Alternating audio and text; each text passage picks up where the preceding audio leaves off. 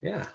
So, hello again, everybody. My name is Austin. My English name is Mackenzie Grinnell, and I'm from the Prince family from Jamestown S'Klallam Tribe. And I'm going to be talking to you all about prairies. And so this says Nuskayam Specian, and that means S'Klallam prairies. So next slide. Kind of a lot of what we talked about today already are, I think, can be considered cultural ecosystems, but to kind of say what that means, especially around prairies, is that, like I was saying before, our ancestors have been here since time immemorial and seen our landscapes grow and change and adapt, and have been a part of that change and adaptation. And so a lot of times, I think this is changing more recently, but a lot of times when we talk about like the wilderness or an environment, we take away the human part of it. But from an indigenous perspective, from a native perspective, we are a part of the landscape. We're a part of the ecosystem. So as we talk about ecosystems that have had more interaction than others, want to think about that as a cultural ecosystem. And I guess what ecosystems have more interaction with the other than others, I guess it's hard to say. I guess around our area, I don't know of a different ecosystem that has had more or less. And that goes from like the beaches to the nearshore areas, to the prairies and the foothills and the mountains. Next slide. So as I was saying, we've been here forever. This is a picture of my family digging clams out near S'Klallam, and being a part of the environment means we have a responsibility, and those are the teachings that are passed down, are talking about our responsibility to the land, responsibility to our families. And then for Camas prairies and for prairies, we have a responsibility to the plants, because a long time ago, we made promises with the plant people or with the animal peoples that live there that we would take care of them and they would take care of us. And so we continue those traditions today. Some of them have been lost. We're regaining some of them. We are learning from our sister tribes and tribes around our region to regain some of the knowledge that has been lost and to share some of the knowledge that we have maintained. Next slide. So the formation of prairies in our area was one of the first ecosystems that came back after the ice age, and as the ice receded, we moved back to our homes. And with the soil being scraped up with everything that happened during the ice age, there was less soil, and what grows in less soil or degraded soils are prairie plants, and those are still surviving today. And so these plants we've had such a long relationship with that in every aspect of a prairie we can find teachings, from the digging to the weeding to harvesting seeds to eating it to sharing that meal. Next slide. And for prairies, there are less and less of them in our region. At least on the Olympic Peninsula, where we live, there's less than 1% of the prairies left. And I think in Washington or Western Washington, I think there's 3% left of historical prairies. And a lot of that is due to farming and urban development, and also some of it is due to forestation. And that's usually it's the opposite when we talk about environmental problems. We're trying to reforest areas. And I just had this conversation with my brother. He wants to plant trees everywhere in the S'Klallam Prairie area. And I'm like, wait, no, that's a place that we've always worked to keep clear of trees. And we've done that through burning and weeding and cutting down. Next slide.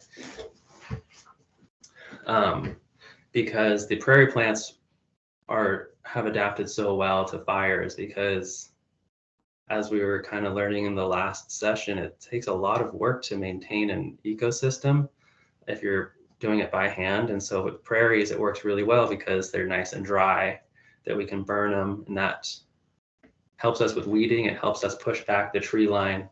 And the trees have also adapted as well, because the Douglas fir trees that live on the outside of the prairie can have the old growth trees can have feet thick of bark, and that bark is fire resistant. So it's a perfect way to maintain a prairie. We also go through and weed as well. So one of the main plants we go and dig are camas, and that's a little bulb that's kind of the size. Well, I've heard stories of camas bulbs being the size of onions, but a lot of the ones we have around here are like the size of like the end of your pinky. So hearing that there's onion-sized ones at other places is a little frustrating, but maybe one day we'll get some big ones over here. But we go after the blue camas, but there's also a cousin of blue camas, which is death camas. And as it says in its name, you don't want to eat that because you will die if you eat enough of it, at least. And we go through throughout the year and weed out those plants so that it's safer for us to go out and dig camas with more people. And as we're relearning these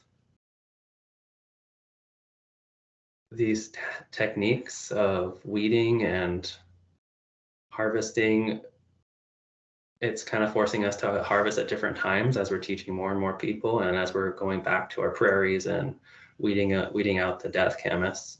So traditionally we would harvest after the flowers and seeds are gone away, but then you're just digging up a bulb, and death camas and blue camas both look really, really similar.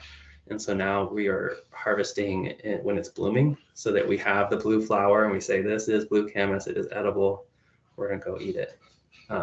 And then if somebody comes and they have a white flower, which is what death camas looks like, say, don't eat that. But it helps us teach our people about these plants. Next slide. And when we're harvesting, we're doing so much more than just digging up roots. We're also aerating the soil. We're also weeding. So while they're flowering, we're weeding out the death camas, which flower at different times. But some of them flower early with blue camas. We're also transplanting and reseeding, because we would travel quite far to dig camas. So that first picture on the first slide that looked over the water, that was the salmon banks on San Juan Island, which is one of our traditional prairies. And so we would, canoe a couple of days to go there to fill up our canoe with camas, and then canoe back and be able to have that food all winter long. So we'd also bring some of those plants back to where our villages were to plant in the prairies that are right next to us. And that helped grow the genetics of our prairies, so that we didn't have one kind of camas that would become weaker and weaker as time went on. And also, kind of as I was saying, with like a tiny camas or a big camas, if we heard somebody had big camas, you'll be sure that we were down there trading or doing something to get some of that big camas to bring it up to where our prairies and our villages are, because digging up a tiny little camas isn't as good as digging up an onion-sized camas. And with harvesting seeds, that made it easier to go somewhere and harvest those seeds and bring them back, because we would go at different times of the year for different things. So we can go and dig the roots, and we come back at a different time, we could or harvest the seeds and bring them back. Next slide. So in prairies, there are a ton of foods. So I've been talking just about camas, but to name a few others, there's onions, there are harvest bordillas, lomatium, Oregon sunshine, balsam root, but a lot of different roots that I see the question of, would you eat camas alone? And no, you wouldn't. We would add onions, we would add these different roots together, and that would kind of all add to the flavor of what we're eating, which would be camas, or if we would preserve it, we would dry them in cakes and then break off pieces to put into a soup or something. But there's so much different food and so many different species that live in a prairie that it's daunting to go into. I guess it's like with any place, if you go into the woods, you're like, oh yes, that's a cedar tree, that's a Douglas fir, but then you start looking closer and you see all these lichens, you see all these mosses, and you see all these other plants. It's the same thing with a prairie, where it might just look like open grassland, maybe with some wildflowers, but then you start looking closer and there's such a huge biological diversity. Next slide. For our people, camas was one of the top traded foods because we had such an abundance of it. In the S'Klallam area, we have a huge farming area now, but all that used to be camas and prairies. And we would dig that, we would trade along with our salmon and clams. So just to think about our fishing industry, if our camas industry was just like that, think of how much camas we would be harvesting. I don't think it would be as much as salmon, but it's up there with it. Next slide. We also, I won't talk a ton about this, but we also harvest a lot of our medicines from prairies. And as we're talking about prairies, and also as we're talking about all these other environments that we'll be learning about, there is a ton of research going into how to restore them, how to maintain them, and what a healthy environment looks like.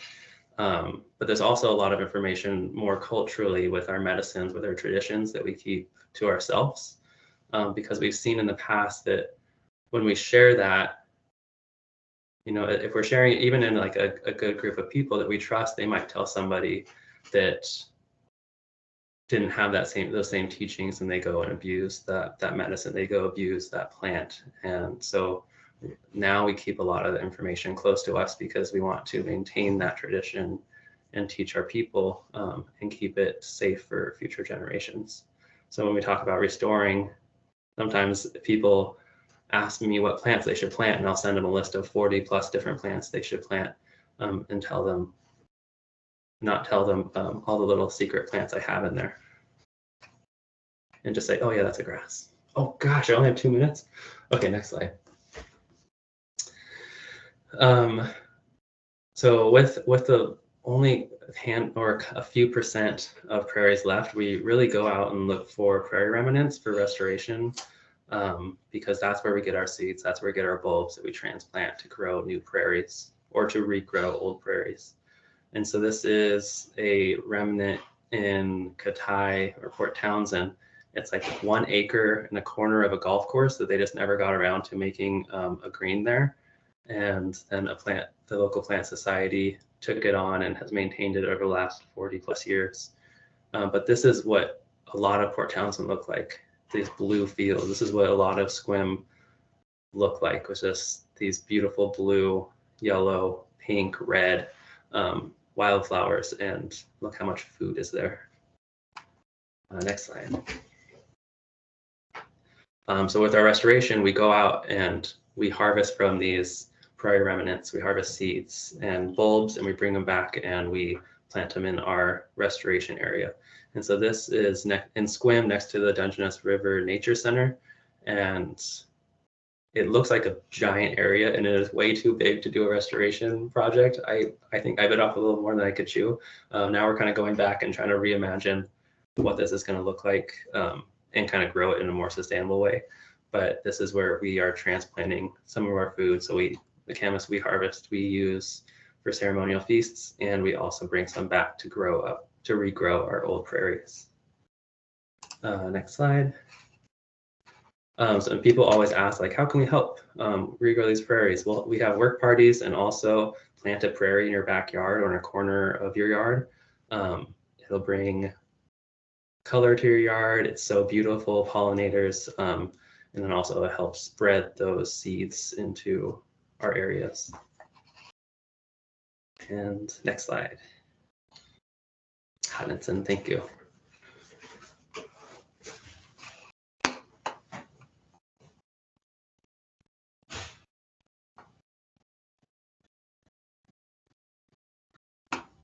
Thanks, Mackenzie. Yeah. That was awesome. Thank you. Thank you. And you have a nice a question here, and it looks like a comment. I don't know if I can go ahead and read that. It says, "Hi, cousin Mackenzie. Great to hear the community is still digging camas. They are super complex carbs, much more healthy than simple carbs like potato. We would love to partner and observe camas fields with you since they take 7 years or so to grow and need lots of care and relationship with the people to grow. Like you said, for aeration and monitoring for death camas versus blue camas." So got a couple hearts there. Thanks for that comment. And then do you have a list of what seeds we should be looking for to plant a prairie? Yes. Off the top of my head, I'm really bad with scientific names, but there are a couple companies, organizations in our area that sell like prairie seed packs. So Northwest Meadowscape is one. Oh gosh, there's like 3, and I Northwest Meadowscape is one, and they have seed packs for prairies that make it really easy. No pressure, we can drop something in there. Oh, somebody just dropped that in there. Northwest Meadowscapes native seed. Thank you, Carla. Inside Passage is another one. Yes, that's Salish Seeds Project on San Juan. So you're in good company here. Yeah, thank you. Fantastic. Fantastic. Another question. Have you reached out to your interior Salish relatives for help in methods of restoring the larger tracts of land that are bigger than you thought? Because you had mentioned that was bigger than you thought. Would be cool to bring students out to places like Salish, Kootenai College, where they have similar projects. Yeah, we haven't reached out specifically to partner with them, but in the last few years, there's been a few tribes getting together, kind of led by Sambar from Samish to restore some of these camas digging and feasting traditions, and being able to talk to them this last year about that has been really great, and learning just what goes into harvesting so much of this camas, because here we don't. Traditionally, we'd harvest like whole canoes full of camas, and now we harvest, a small basket. So. Okay, we take one more question. Is prairie similar to meadows? Yes, they're similar, and a little bit different. I guess I think of prairies as like lower land, and then higher elevation, maybe more meadows. I guess they're also very different. They could be very different plants, but are maintained very similar, where burning and cutting down the trees that are invading the meadow or prairie areas. Thanks.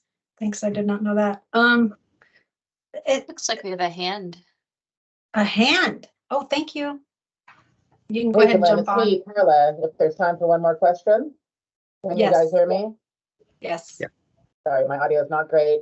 Thank you so much, Mackenzie. That was a fascinating presentation, and I especially appreciate your mention of how your people and Indigenous people everywhere have been instrumental in keeping a genetic diversity of plant populations persisting at a landscape scale. So that was just really cool. My question for you is, down here in Northwest Oregon, we try to restore coastal prairies, and unfortunately, every time we've just burned, we're faced with a fleet of invasive forbs and grasses that then we usually have to resort to using herbicide on, and you didn't mention that. So I'm wondering if you are fortunate to not have that problem up there, or if you've approached it in other ways.